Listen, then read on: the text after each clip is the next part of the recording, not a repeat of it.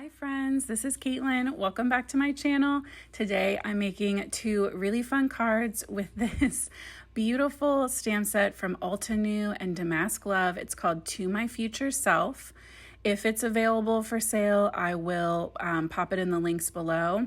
But I personally got this stamp set, these papers, ink and acrylic block at the Go Wild event that was in Dallas a couple weeks ago. Amber from Damask Love came and worked for Altenew, and she led a wonderful workshop on card making for scrapbookers. No, that's not true. Card making for planners. My brain is scrambled eggs today. It was a conference for planner people, like paper planners. And so it was a card making class for planners. And I have to be honest, in the moment, I just observed because I knew that I wanted to use all of my supplies that I had at home to really take this card kind of to the next level for me. So I brought everything home and then I made these two fun cards just because I had so many ideas that I couldn't just make one. So I started out with this peach and white stripe and this really fun black and white polka dot. So I used a stitched rectangle die to cut out the peach and white stripe. I'm adding it to a slightly bigger panel of that polka dot just so it gives it a nice little mat. I really love this kind of pattern on pattern. But to balance all of that out, I did add a regular standard A2 5.5 by 4.25 black cardstock as my main panel. That'll get attached to my card base. And then I peeled the flower stamp off of the set. And I am hand stamping onto some Copic Express It paper. If you've been here before, you might know that hand stamping is not my favorite thing to do. I don't feel like I'm very good at it, but I can tell you that the crisp ink from Altenew was really nice to work with.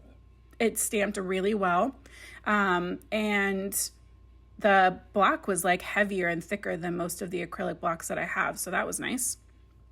So I stamped 6 of the flower, and I think I do 3 of the leaves, 3 or 4.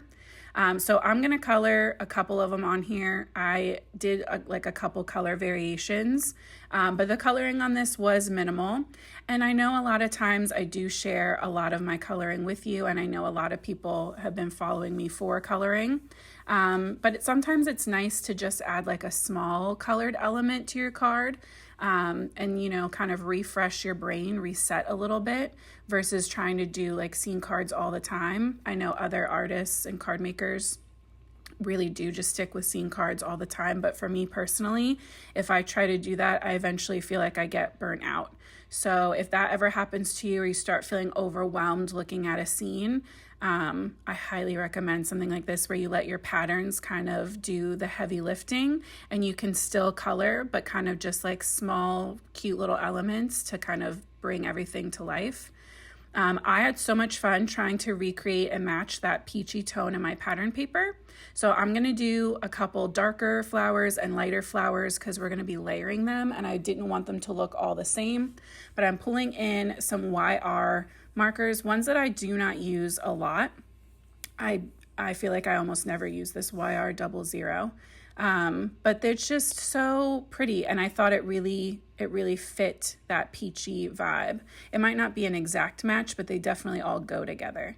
So I'm going YR65 and that YR00, and in a second, I always keep the caps on the screen for you guys so it's easy to see. And this one's nice because I kind of took my time and I didn't have to edit a lot out. So those caps are on screen for a lot longer. So YR82 is that third marker that I'm using. But yeah, it was just really fun. And getting to watch Amber lead non-card makers through the process was really fun too. As someone who makes videos and is trying to kind of teach and inspire, it was cool to watch her teach even more than kind of like what the project was. I also got to meet May from Altenew, which she's so lovely and she just looks so polished.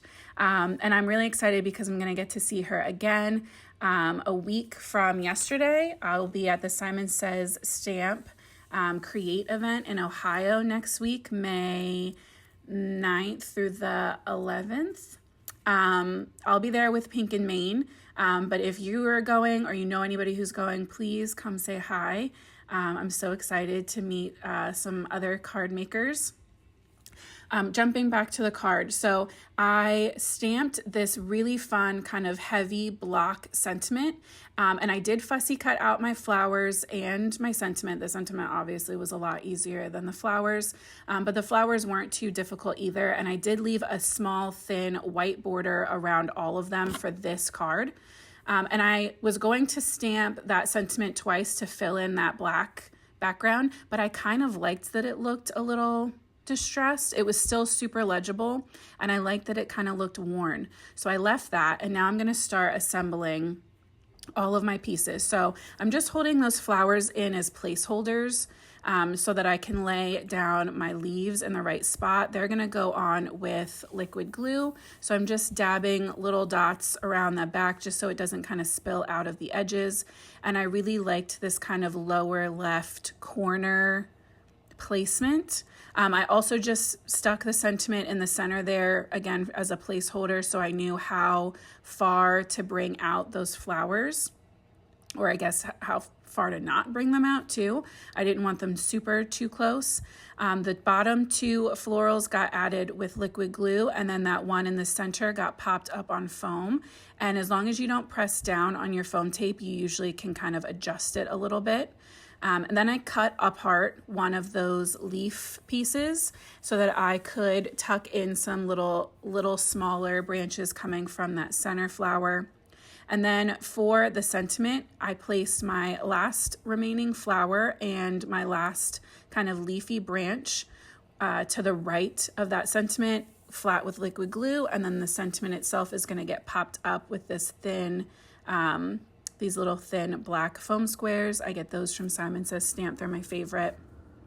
I'm not affiliated with Simon Says Stamp. I don't have affiliate links or anything like that. I just really love those foam squares. They're just really good.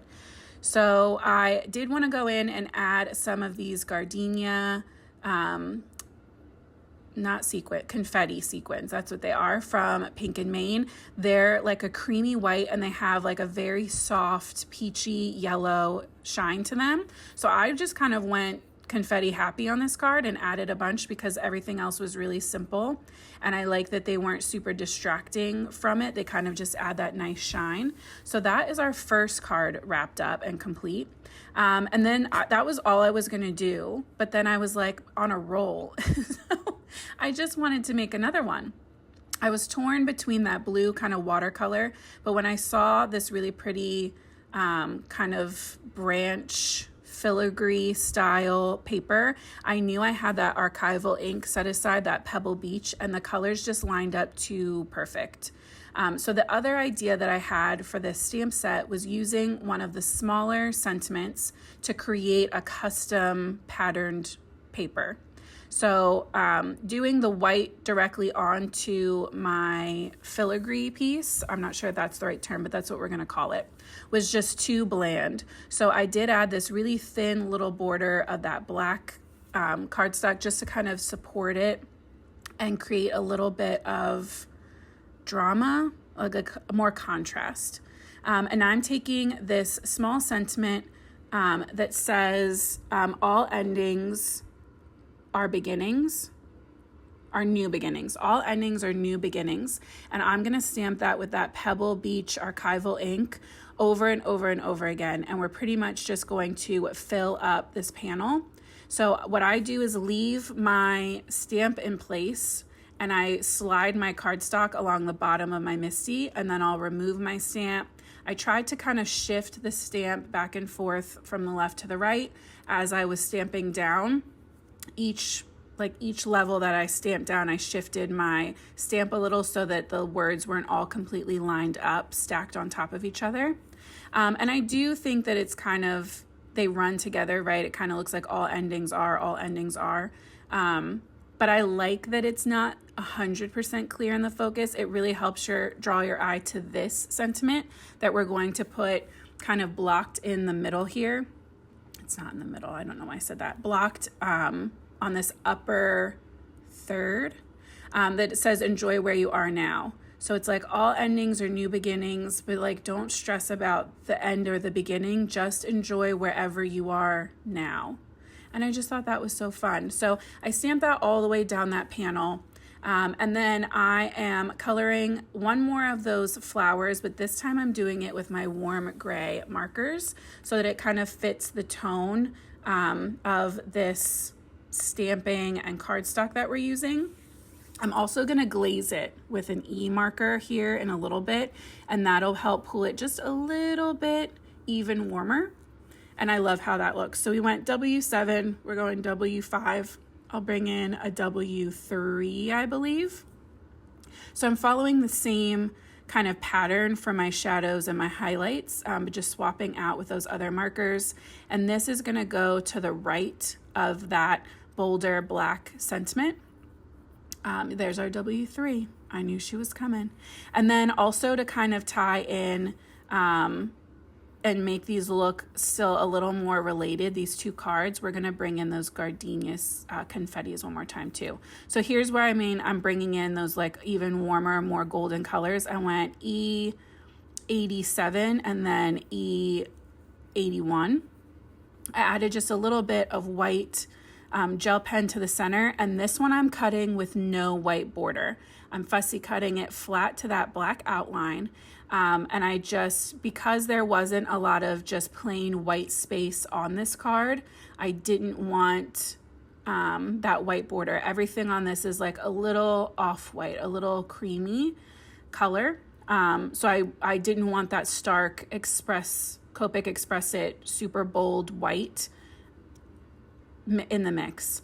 And so to make sure that that looked really nice and seamless, I went around the edges with a water-based black marker just to make sure if I didn't do a perfect precision cut that I was good to go. I glued on my hand-stamped panel to that black cardstock first, just kind of shifting until I got it in the right spot. And then I'm going to add foam tape to the back of this panel. This is not my favorite foam tape. I'm just trying to use it up. It's from like Michael's or Joann's or something, and it's like melty and I hate it, but it's almost gone and I just want it out of my craft room and I can't bring myself to just throw it in the trash. If you need a good foam tape roll, Pink and Maine all the way.